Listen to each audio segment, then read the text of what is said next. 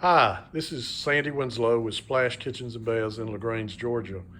While everybody's sitting home locked in or locked down with COVID 19, we thought we would do a few self help type videos. Everyone's sitting at home these days worried about a number of things, but they're also focused on their home, interior and exterior. We thought we would provide a couple of small short videos to help people with certain aspects that they can do themselves. Exterior windows is always a big fail point for wood rot, mold and mildew, etc. What you should do at least once a year is to verify on your exterior windows and doors that there's not any water infiltration. The point of infiltration will usually be this joint here. So once a year, you should clean your window seal and then inspect this caulk joint.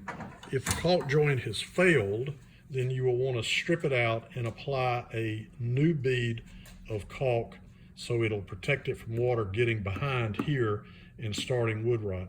Darren is going to demonstrate a typical caulk gun that you can buy at your local hardware store or Home Depot and a tube of caulk. Darren? Like I said, everybody has probably a caulk gun at home. Just simply put the caulk gun in the caulk gun. I'm using an exterior, interior latex caulk. It's got, it's a Sherwin-Williams product. I like using it because it's got flexibility. The change of seasons, especially wood, expands and contracts, it moves. So it'd be best to basically clean out your old, especially on the outside exterior. Always check your caulk. A lot of times the caulk has dried over time, it's weathered.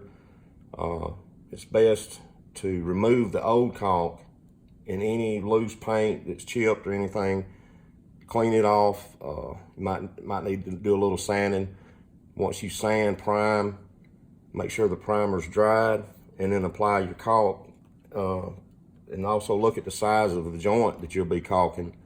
What I typically do is I'll take the tip of the caulk gun and I'll start off with a small hole and determine, because once you cut it, if you cut it any bigger, you can't go back smaller. So I always start small and then I work my way up. And I notice you cut that on a little bit of an angle. That's right, because you can't, I always like to cut it on an angle, kind of a 45.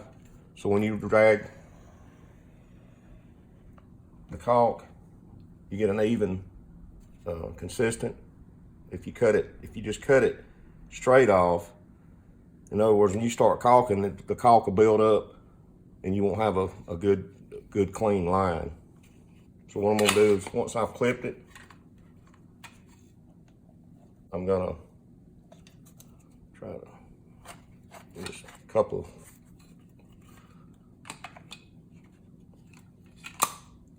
and always make sure that when you're caulking, whether it's an exterior or exterior, just make sure the surface that you're caulking is clean of debris.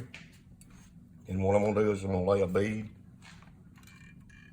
Once you see it come out, then start. Once you start, and don't worry about getting it on everything. It's latex, so it's water cleanup. Just keep pressure on your gun. And what I always like to do is I always like to come back and blend that caulk joint in with my finger. And I always have a wet rag on hand so you can wipe the excess off.